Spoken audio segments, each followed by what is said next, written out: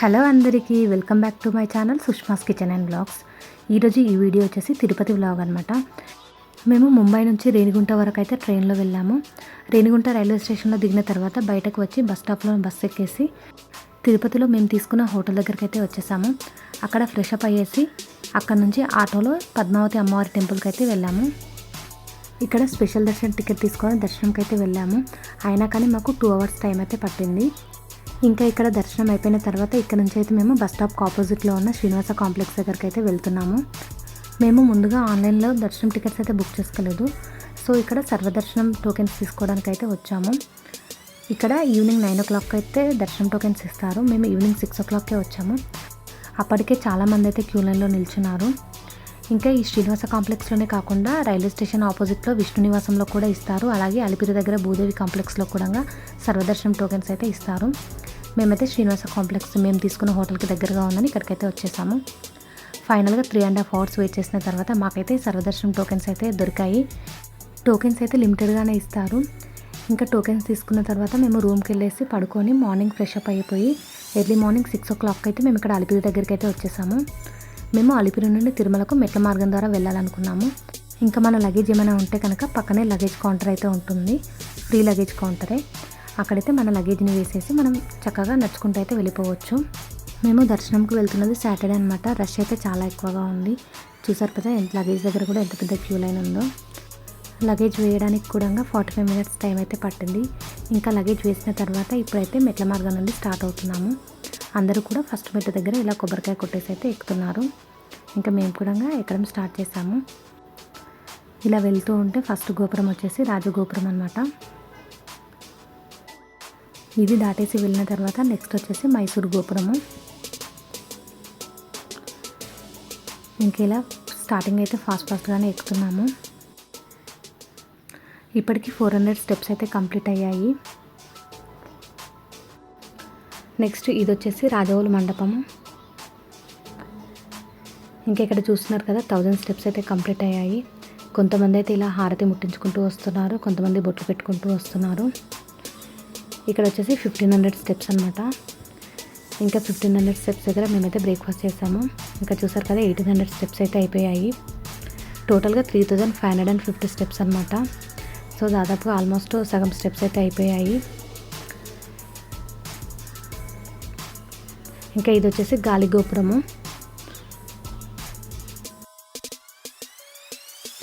ఒక 200-300 steps ఎక్కిన తర్వాత ఒక 2 minutes అలా కూర్చొని ఇలా అయితే వస్తున్నాము. ఏమైనా ఎనిమల్స్ ఏమైనా కనిపిస్తే కనుక వాటికైతే మనం ఎలాంటి ఫుడ్ అయితే పెట్టకూడదు. ఇక్కడ కొద్దిగా వాకింగ్ ఉంటుంది. ఇంకా ఇక్కడ కొంతమంది అయితే రాళ్ళపైన రాళ్ళు ఇలా పేరుస్తూ ఉన్నారు. ఏమైనా ఎనిమల్స్ కనిపిస్తే వాటిని మనం డిస్టర్బ్ చేయకుండా మన దారిన మనం వెళ్ళిపోవాలి. ఎంత మార్నింగ్ వెళ్ళినా కానీ ఉబ్బరం అయితే చాలా ఎక్కువగా ఉంది. సో ఇంకా ఒక టవల్ని అయితే చేతిలో పట్టుకొని తూర్చుకుంటూ అయితే వెళ్తున్నాము.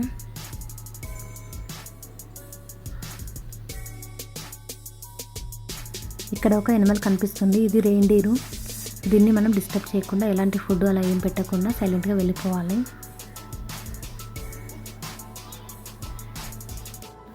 ఇక్కడ పక్కన ఒక చిన్న డీర్ ఉంది. అక్కడ దాని దగ్గరికి వెళ్ళేసి అయితే వాళ్ళు ఫొటోస్ దిగుతున్నారు. ఇంకా 2600 steps అయితే అయిపోయాయి. ఇంకా ఫైనల్గా 950 steps ఉన్నాయి. ఇంకా ముందుకు వస్తే కనుక ఇక్కడ ఒక పెద్ద హనుమాన్ది విగ్రహం అయితే ఉంది. ఇన్ని స్టెప్స్ మా పాప ఎక్కుతుందో లేదో అనుకున్నాము. తనే మాకంటే ఫాస్ట్గా ఎక్కుతుంది. ఇంకా వెళ్తూ ఉంటే డీర్స్ అయితే చాలానే కనిపించాయి.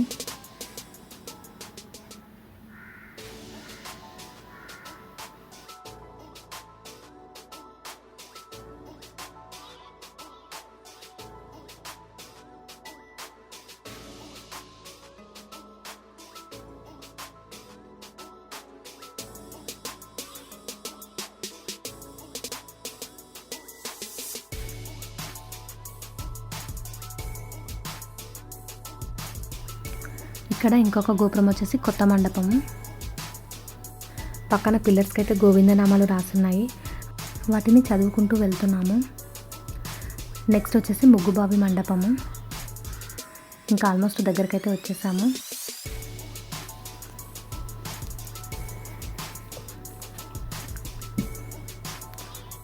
ఇంకా ఇక్కడైతే దాదాపుగా 2 కిలోమీటర్ల వరకు అయితే నడక మార్గమే ఉంటుంది. అంటే రోడ్డు పై నుంచే పక్క నుంచి ఇలా ఉందన్నమాట. ఇంకా నడిచిన తర్వాత ఇంకా ఫైనల్గా ఇదొకటి మోకాల పర్వతం దగ్గరికి అయితే వచ్చేసాము. ఇంకా ఇదే ఫైనల్ అనమాట. ఇది ఒక్కటి ఎక్కామంటే కనుక మనం మెట్లన్నీ కూడా అయిపోతాయి. ఇది మోకాలి మిట్ట గోపురము. ఇక్కడైతే కొంతమంది ఇలా మోకాల పైన అయితే ఎక్కుతున్నారు.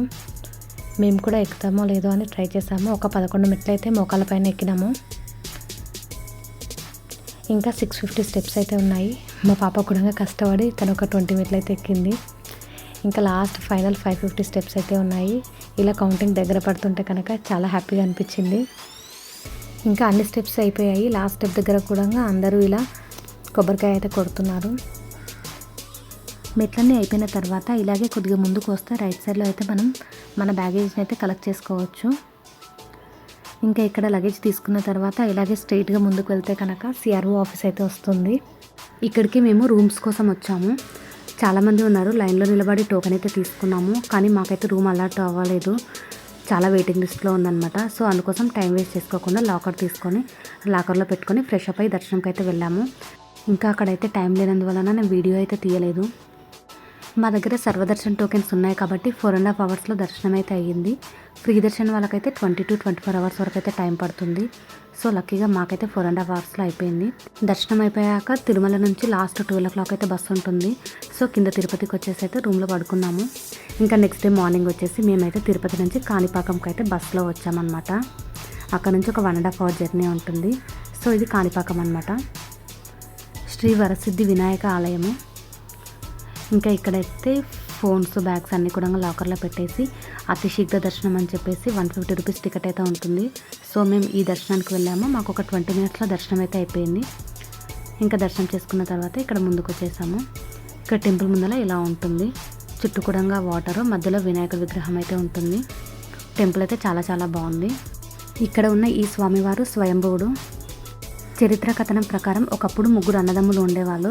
వారిలో ఒకరు గుడ్డివారు, ఒకరు చెవిటివారు, ఒకరు మూగవారు అన్నమాట. వారు తమ చిన్న పొలంలో సాగు చేసుకుంటూ కాలం గడిపేవారు. వారు తమ పొలానికి నీళ్లు పెట్టడానికి నూతి నుండి నీరు తోడుతూ ఉండేవారు. ఒకరోజు నూతిలో నీరు పూర్తిగా అయిపోయింది. ముగ్గురిలో ఒకరు నూతిలోకి దిగి లోతుగా తవ్వడం మొదలుపెట్టాడు. కాసేపటి తర్వాత గడ్డపారకు రాయి లాంటి పదార్థం తగలడంతో ఆపి జాగ్రత్తగా చూశాడు. గడ్డపార నల్లని రాతికి తగిలి ఆ రాతి నుండి రక్తం కారడం చూశాడు. కాసేపటి తర్వాత ఆ బావి అంతా కూడా రక్తంలాగా మారిపోయింది. మహిమతో ముగ్గురి అవిటితనం పూర్తిగా పోయి వారు పరిపూర్ణ ఆరోగ్యవంతులుగా మారారనేది ఈ స్థానిక కథనం. ఈ విషయం విన్న చుట్టుపక్కల గ్రామస్తులు తండోపతండాలుగా నూతి దగ్గరకు వచ్చి లోతుగా తవ్వటాన్ని ప్రారంభించారు. వారి ప్రయత్నం ఫలించకుండానే వినాయక స్వామివారి స్వయంభూ విగ్రహం ఊరే నీటి నుండి ఆవిర్భవించింది. ఈ మహిమ చూసిన ప్రజలు ఆయన స్వయంభుడు అని గ్రహించి కొబ్బరికాయ నీటితో అభిషేకం చేశారు. ఈ కొబ్బరి నీరు దాదాపుగా 1.5 ఎకరం వరకు కాల్వలాగా ప్రవహించింది. దీనిని కాణిపరకం అని తమిళ పదంతో పిలిచేవారు. రాను రాను ఇది కాణిపాకంగా పిలుస్తున్నారు. ఈ రోజుకి ఇక్కడ స్వామివారి విగ్రహం నూతిలోనే ఉంటుంది. ఆ ప్రాంగణంలో ఒక బావి కూడా ఉంది. అందులో స్వామివారి వాహనం ఎలక ఉంది. ఇదన్నమాట కాణిపాక చరిత్ర. కాణిపాక దర్శనం తర్వాత మేము తిరుపతిలోని కపిల తీర్థానికైతే వచ్చాము. కపిల తీర్థం తిరుపతిలో శేషాద్రి కొండ దిగువన తిరుమల వెళ్ళే దారిలో ఉంది. కృతయుగంలో పాతాళ లోకంలో కపిల మహర్షి పూజించిన కపిలేశ్వర స్వామి ఏవో కారణాల వల్ల భూమిని చీల్చుకొని ఇక్కడ వెలిసినట్టుగా చెప్తారు. అందువల్ల ఇది కపిలలింగంగా పేర్కొంది. ఇక్కడ కపిలేశ్వరుడు కామాక్షిదేవి సమేతంగా కొలువయ్యాడు. కొండల మీద 20 అడుగుల ఎత్తు నుండి ఆలయ పుష్కరంలోకి దూకుతుంది ఆకాశగంగా. ఈ పుష్కరిని కపిల తీర్థం అంటారు.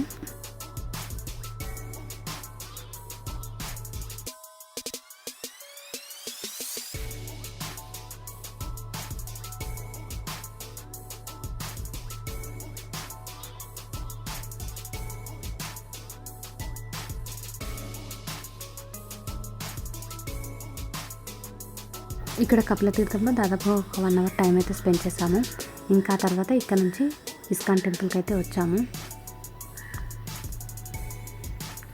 ఇంకా ఇక్కడ కూడా దర్శనం చేసుకున్న తర్వాత ఇంకా మాకు ట్రైన్ టైం అయిపోయింది. సో రైల్వే స్టేషన్కి వెళ్ళేసి అయితే రిటర్న్ ముంబైకి అయితే వచ్చేసాము. ఇదనమాట ఈ వీడియో తిరుపతి వ్లాగు. వీడియో చూసారు కదండి. వీడియో కనుక మీకు నచ్చినట్లయితే please like, share and subscribe my channel for more videos. Thank you for watching.